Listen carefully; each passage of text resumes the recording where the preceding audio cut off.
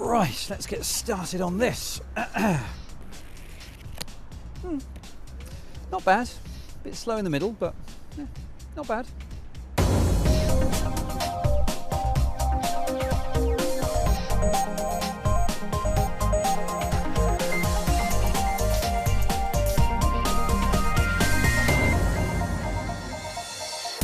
This week, Click is tearing up the page as we test a new technique to help you read faster on smaller screens. We'll follow a startup's journey from Silicon Valley to Texas as it tries to make a name for itself at the South by Southwest Interactive Festival. We'll play the games pushing the next generation games consoles to their limits and meet the man who gave up the glamour to write a hit in his bedroom. All that plus the latest tech news, and Webscape definitely has your number, but do you have ours? Welcome to Click, I'm Spencer Kelly. How good a reader are you? And more specifically, how fast can you read? Well, I'll tell you what, we're going to do a test. In a moment, I'm going to show you a page of text, and all I want you to do is read it at your normal reading speed and see how far you get in 15 seconds. Okay, ready? Go.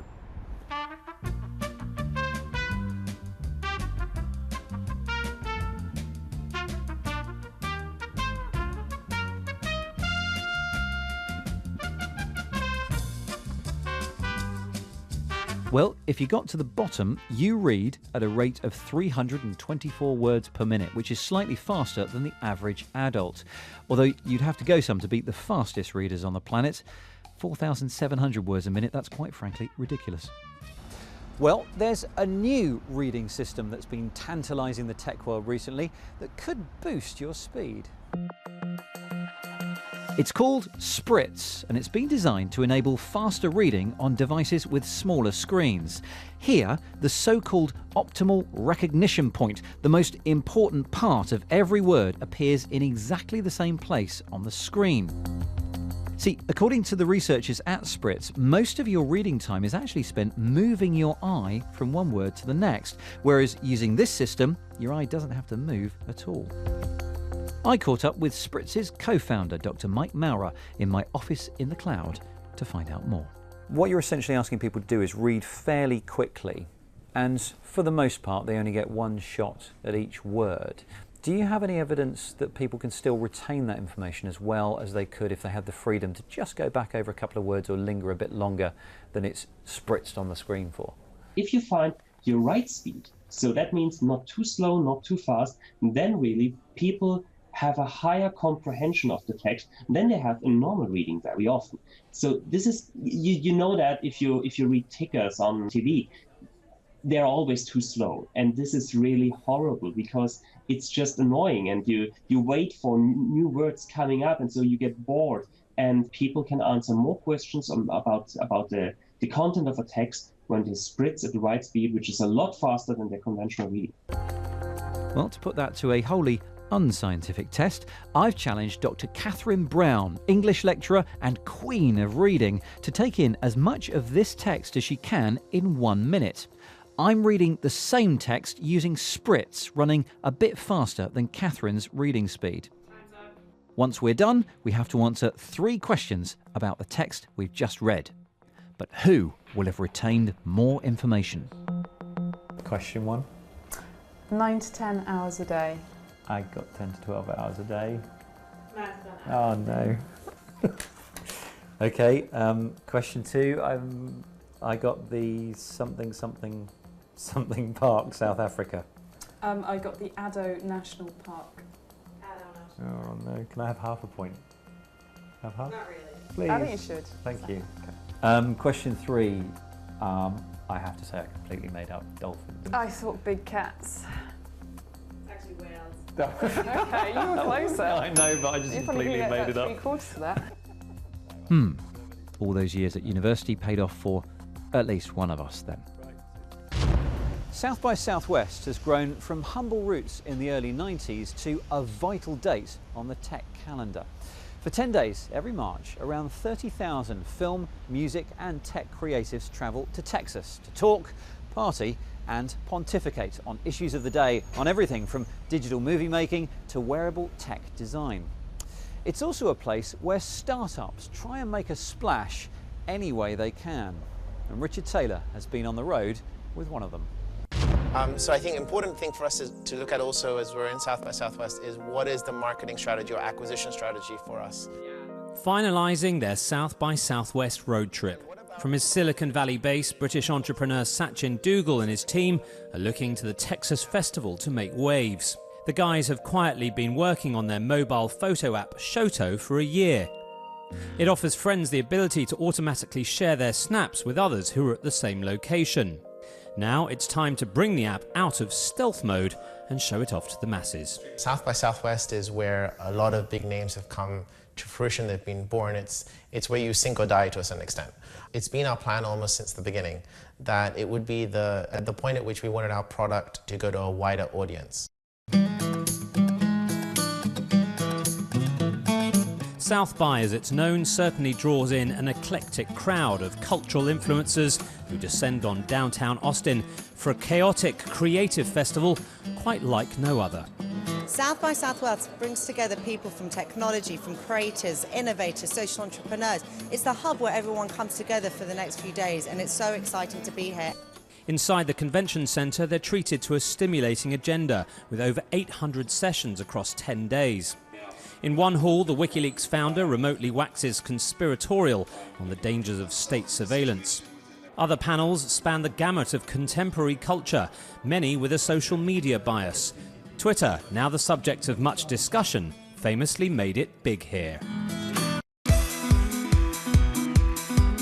But it's outside the convention centre that South by really springs to life. At every turn, social interactions are liberally lubricated, often by big-name corporate sponsors, a growing presence here. It's resented by some, willingly overlooked by most. For us, the value of South by Southwest is totally in the parties and the networking, because it puts us in front of people we normally wouldn't get to be in front of. For startups without the corporate cash flow, more guerrilla marketing comes into play. Shoto has splashed out some of its $12,000 budget on a party bus to lure in potential users. Would you guys be interested in a hot coffee, something to eat? We're picking people up and we're saying install the app, and as long as they install the app, they can eat and drink anything they want on the bus. Would you guys like to get out of the rain? Problem is, it's not going too well. Would you like some hot coffee? Something to eat? Would you like some hot coffee? But after a hard tweak to the drinks offering, the party bus does finally start filling up, almost as quickly as the booze bottles empty. Some punters even show what might be genuine interest in the app. Other startups have chosen a marginally more sober and certainly cheaper route, like exhibiting their wares in this pop-up hotel lobby showcase. One of the problems with South by Southwest is that there is so much noise, not just literally but metaphorically. For every Twitter or Foursquare that makes it, well, there are thousands that you'll simply never hear from again. But back on the Shoto shuttle, the spirit of South by really is beginning to soak in. Over the week, the team even find the time to do some networking of their own, giving them party memories that they at least will definitely want to share. Next up, a look at this week's tech news. After 25 years, Sir Tim Berners-Lee, father to the World Wide Web, has decided it's time for a few house rules. In an interview with the BBC, Sir Tim called for a Magna Carta Bill of Rights to protect its users from mass surveillance and for action to protect the democratic nature of the web. Are we going to continue on the road and just allow the governments to do more and more and more control, more and more surveillance, or actually now it's so important, so much part of our lives, that it becomes on a level with human rights? Doctors in Swansea have used 3D printing in pioneering surgery to reconstruct the face of a man seriously injured in a motorbike accident. Stephen Power is thought to be one of the first patients in the world to have 3D printing used at every stage of the procedure. During the 8-hour operation, surgeons inserted custom-made titanium implants 3D printed in Belgium. Using the tech means doctors can be much more precise, producing a better final result. And finally, musician Neil Young has successfully crowdfunded over $1.5 million for his fidelity-focused music player.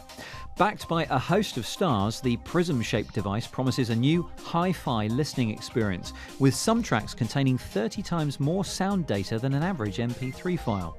The accompanying Pono digital music store plans to sell ultra-high quality files with a maximum resolution of 9,216 kilobits per second. Audiophiles, don't get your earbuds in a twist just yet though. The device isn't slated to start its set until late summer. The next generation video games consoles, PlayStation 4 and Xbox One, launched to much fanfare at the end of last year.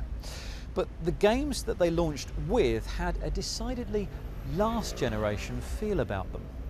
Well, that was true until now. Now we're starting to see games arrive which use the full processing grunt of these new devices to give you a much richer picture, to have more things going on in the shot and more detail in the background, for example. Mark Cieslak has been putting the latest batch of blockbuster games through their paces. Sensitive. Heart-wrenching. A 360-degree journey circumnavigating the emotional roundabout.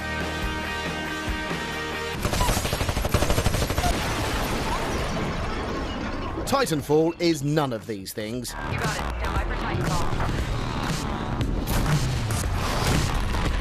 It is, however, an Xbox and PC exclusive, featuring online multiplayer jetpack-equipped futuristic grunts, leaping tall buildings in a single bound, while blowing away similarly equipped enemy futuristic grunts. And while it might seem a touch unsporting, giant mechs taking on infantry, the balance between quick and nimble pilots and the powerful but lumbering titans creates surprisingly satisfying gameplay. A superior shooter which helps demonstrate the capabilities of Microsoft's take on the next gen admirably. Microsoft isn't alone in bagging exclusive games for its machines. Sony's PlayStation 4 is about to receive its very own much-anticipated next-gen title. It's a game which thrusts the player into the super-powered shoes of a character who has most definitely ticked the sartorial box labelled emo.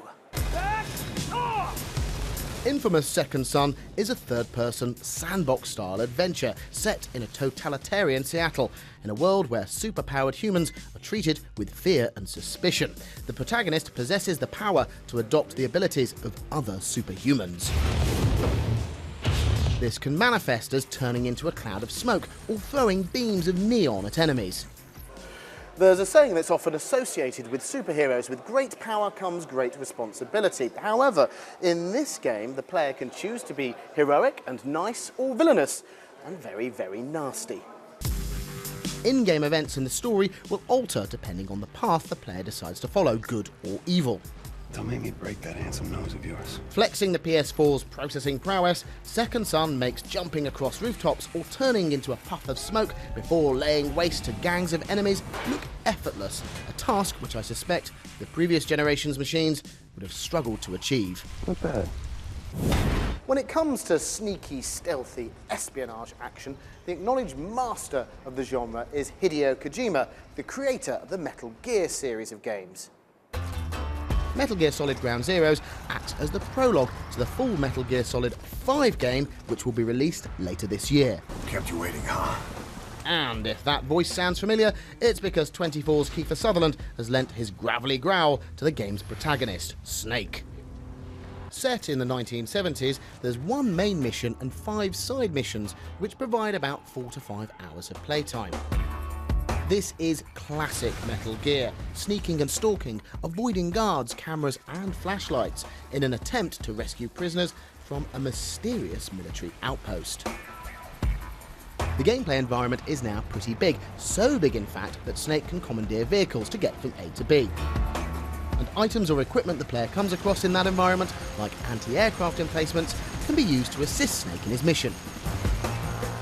as with all Metal Gears, a more stealthy style of play is rewarded over a firearms-friendly, all-guns-a-blazing, gung-ho approach, which often leads to the player discovering that their on-screen character has a severe allergy to bullets.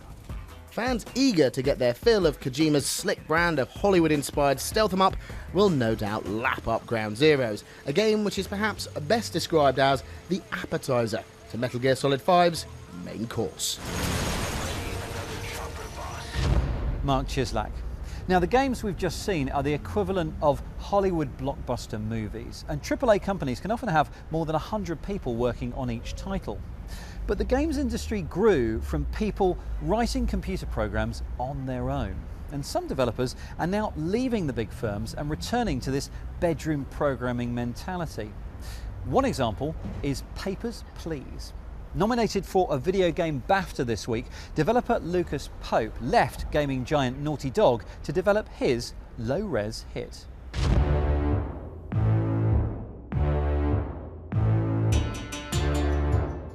The concept for Papers, Please is one I think is hard to convince others of. So if I'm working with other people, I got to convince them that this is a kind of dumb idea. It's going to make a good game. You man a border inspection checkpoint, and you're the guy who checks the documents. So people come into your booth, small little booth, and they give you their papers, their passport, their immigration papers, and you check all the papers against them and their face and their information, and if it all checks out, you can send them through. It sounds really boring, actually, and stupid, but that sort of correlation of disparate information, for me, is really fun. As someone who has a mild OCD, I like to make sure all the information sort of matches up. I like the setting, 1984 kind of setting of like a communist bureaucracy, more or less. I work by myself in a small room that's an office, and I would just get up in the morning and work all day long. I love to work, so it was easy for me to do this kind of project where I need to do all of the art, the music and sound, so if I get tired of doing the programming, I can take a break from that and do the music. As far as like working on a team with 150 other people, even when you're the game director, even when you're at the very top, you don't really have complete control over everything. And I guess I'm kind of a control freak, so for me, I dial back the project way back so that I can handle it myself. So far, it's sold about 500,000 copies, which is like unimaginably beyond what I ever expected.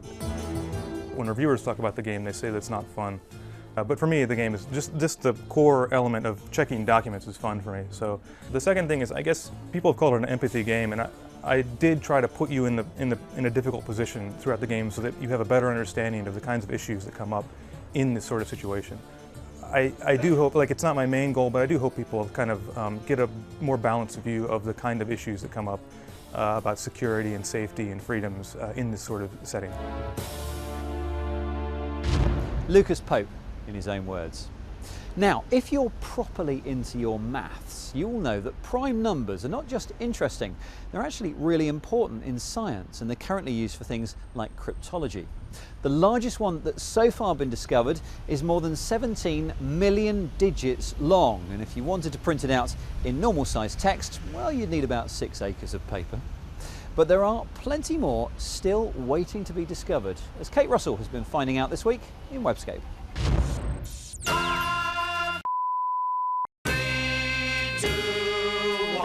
The biggest known prime number was discovered in 2013 and is a huge number. But there are also a lot of prime numbers missing, and that's where citizen science project Prime Challenge wants your help. The focus of the challenge is to find the lost primes. In other words, those prime numbers that have remained so far undiscovered. Now, this visualisation from the developers behind the project gives you an idea about just how big the gaps between discovered prime numbers are. You'll need to take up a free trial of Windows Azure, which gives you some cloud computing power that can be enlisted to crunch through the numbers with a specially written algorithm. The project hopes to fill the gaps between those prime numbers that we already know, and hopefully stimulate renewed interest in mathematics. 5, 4, 3, 2, 1.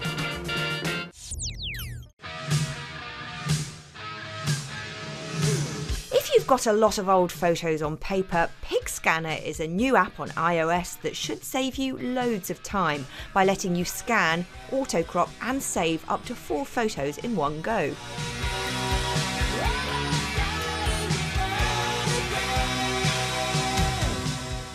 is also packed with great tools for editing, adding captions, tags and other enhancements that will be really useful if you're scanning very old and fading photographs. There's even an automatic perspective correction and levelling tool to help you capture the best possible scan with your camera. Scanning 4 photos is obviously fastest, but you'll lose on resolution, although they should be fine for posting online. The best balance between speed and quality is achieved scanning 2 at a time, and make sure the lighting is good for the best results.